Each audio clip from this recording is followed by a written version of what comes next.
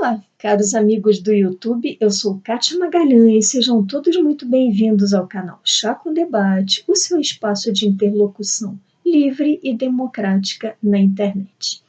Em suas redes sociais, Bolsonaro acaba de admitir que a hidroxicloroquina não apresenta eficácia comprovada.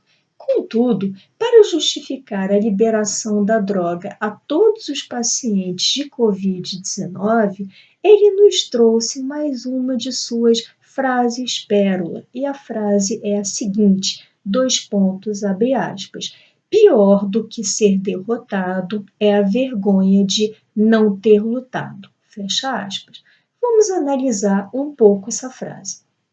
Em primeiro lugar, temos aí a frequente alusão a palavras como guerra, inimigos, luta, disputas, etc., que reflete o mundo bélico em que vive Bolsonaro. Na mente do presidente da República, em seu curtíssimo vocabulário que ele domina, as palavras que aparecem com maior frequência são palavras que possuem mesmo essa conotação de conflitos, de lides, de geração permanente de disputas entre as pessoas. E aí, creio até que ele se aproxima bastante do marxismo. Lembremos que Marx enxergava a história da humanidade, como sendo a história da luta entre classes, ou seja, uma visão de destruição, uma visão de lutas entre classes para permitir posteriormente, bem em tese, a construção do que Marx entendia como a sociedade do futuro, que seria a sociedade igualitária, a sociedade proletária. Aí creio que Bolsonaro se aproxima muito do marxismo, talvez por influência do seu guru, Olavo de Carvalho, um ex-marxista notório, que também só enxerga a vida mediante esses conflitos entre extremos dicotômicos, extremos definidos de forma bastante rasa, por características muito superficiais, como, por exemplo, amigo, inimigo, esquerda, direita, sem levar em consideração todas as nuances, todos os diversos matizes que marcam o curso das nossas vidas e marcam a própria personalidade humana. Mas tanto Bolsonaro quanto Olavo de Carvalho partilham essa visão reducionista e tão reducionista a ponto de ter levado o presidente, em uma fala icônica ontem, a ter declarado que, mais uma vez, dois pontos, abre aspas, quem toma cloroquina é de direita, quem toma tubaína é de esquerda, fecha aspas. Numa frase que acho que envergonharia uma criança de menos de 10 anos. Ora, associar uma opção terapêutica, uma escolha terapêutica por uma determinada droga a uma preferência política chega a ser de uma imbecilidade, chega a ser digno, reitero eu, de uma criança de poucos anos, extremamente imatura, mas não de um presidente da República. E por falar em extremos, em discursos extremados, bem rasos e até de alguma dimensão metafísica, não poderia deixar de abrir aqui um breve parêntese. Por que um parêntese? Porque, felizmente, esta figura não faz mais parte do universo político nacional. Mas não poderia deixar hoje de fazer uma menção à sua fala. Estou me referindo aqui ao discurso do senhor Lula da Silva, condenado em segundo grau por crimes graves contra contra a sua sociedade, contra o seu povo, e que hoje, já bastante esquecido das agruras da cadeia, se é que padeceu algum tipo de agrura naquela sala de Estado-Maior, hoje veio a público e afirmou com todas as letras que, dois pontos, abre aspas, ainda bem que a natureza nos deu esse monstro do coronavírus para combater as pessoas que defendem a necessidade de privatização de vários serviços públicos, do que o senhor Lula chamou de entrega do patrimônio público a interesses privados. Também na fala do senhor Lula, um ser igualmente despreparado e tão raso quanto Bolsonaro, também na fala de Lula, observamos esse aspecto dicotômico, ou seja, alguém que divide a sociedade entre pessoas privatistas e pessoas mais estatizantes. E como se fosse uma bênção, ele utiliza essa dimensão metafísica no olhar de uma pandemia terrível, incorrendo numa crueldade em relação ao próprio ser humano. Ele enxerga como uma bênção o advento de um vírus que, na sua opinião pervertida e distorcida, nos faz ver, enxergar o valor dos serviços públicos. Me desculpem esse breve parênteses, eu não pretendia desviar aqui a nossa rota, mas acho que a minha omissão sobre uma fala tão grave, partindo de um ex-presidente da República, e que, por incrível que pareça, ainda desfruta de muitos seguidores e apoiadores, acho que uma omissão nesse sentido soaria um tanto falsa, um tanto hipócrita, o que está longe de ser o propósito deste canal. Mas voltando à fala de Bolsonaro de há pouco sobre a cloroquina, associando a cloroquina à imagem de uma arma a ser usada durante uma guerra. Vamos partir do pressuposto, só para argumentar por absurdo, que sim, que o enfrentamento do coronavírus seja efetivamente uma guerra. E a pergunta que não quer calar é a seguinte: por que será que Bolsonaro, nesta guerra, sendo o nosso general, entre aspas, nesta guerra, não lança mão das armas certas, das armas adequadas?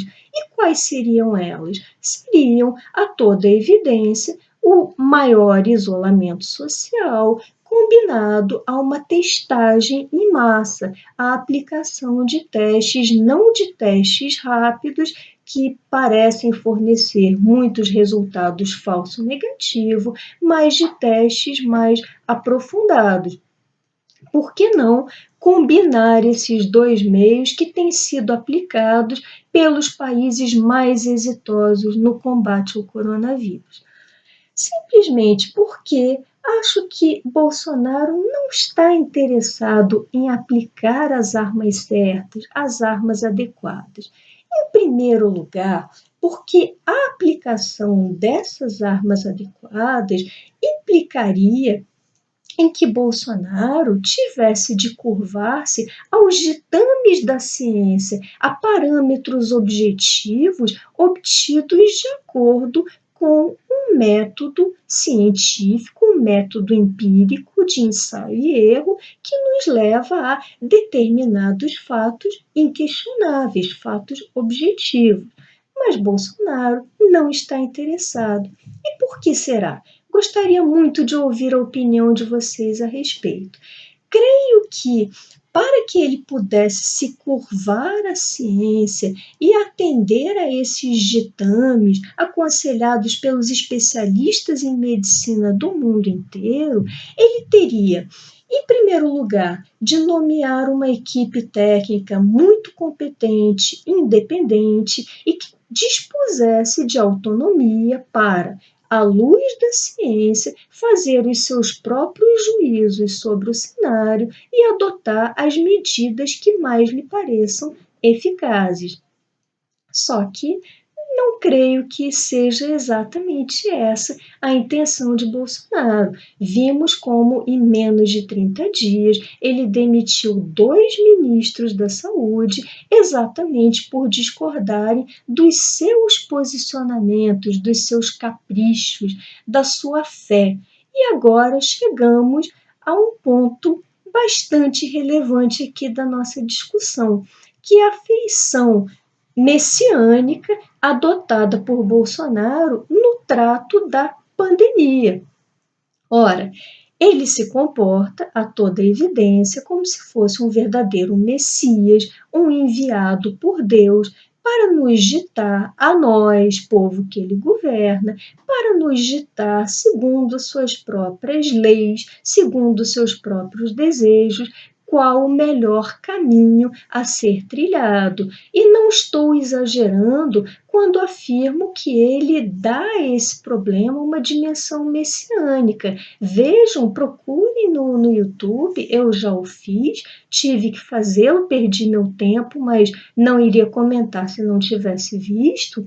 Assistam alguns vídeos em que Bolsonaro aparece reunindo seguidores, entoando canções para tratar da pandemia e para tratar da cloroquina, e insinuando que a cloroquina seria, entre aspas, a droga de Jesus, ou seja, o remédio enviado por Jesus para curar os nossos males da terra.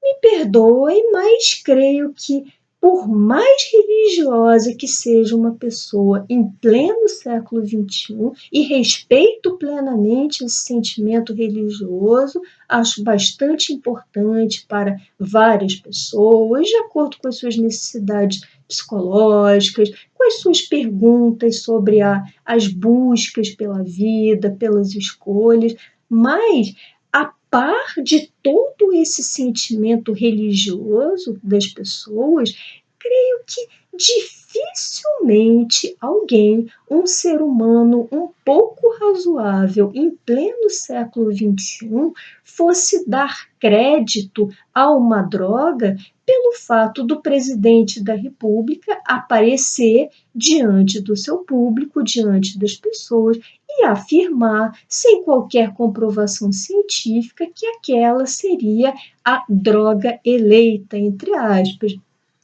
Creio que só mesmo as pessoas mais pobres, as pessoas mais vulneráveis compram essa versão. E talvez seja por isso que Bolsonaro, assim como todos os nossos governantes anteriores, pelo menos desde a redemocratização, durante o período militar, os governos mais recentes da nossa história, tenham manifestado tamanho menosprezo em relação à educação. De fato, não interessa a governantes de países pouco desenvolvidos como o nosso que a população desenvolva uma consciência crítica, que a população adquira conhecimentos para poder fazer seus próprios juízos sobre os problemas e não apenas fiquem repetindo os cânticos entoados pelo presidente da República, num culto, reitero eu, de cunho bastante messiânico.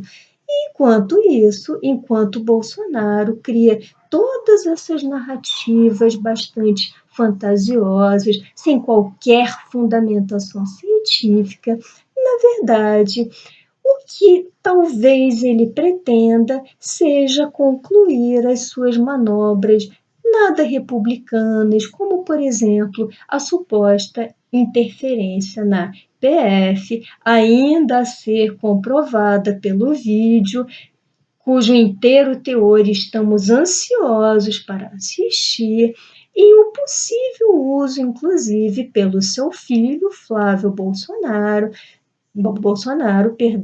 de uma verba do fundo eleitoral para custear um advogado, no caso Queiroz. Vejam vocês, para custear um causídico, para custear assistência jurídica num caso particular, entre aspas, ou seja, num caso que diz respeito à esfera privada do senhor Flávio e do senhor Queiroz, somos nós que estamos arcando com os custos da mão de obra desse advogado, como foi amplamente divulgado pela mídia ontem. Vejam a que ponto de servidão nós chegamos. Já fiz aqui um vídeo sobre o livro Caminho da Servidão, de Hayek. Ficaria muito honrada se vocês assistissem para podermos comentar. Vejam a que ponto de servidão chegamos, em que nós, da sociedade civil, que nos matamos de trabalhar e pagar impostos, inclusive a serem revertidos para esse escandaloso fundo eleitoral, somos nós que custeamos a mão de obra de alguns advogados para a defesa de condutas não muito adequadas por parte de certos parlamentares.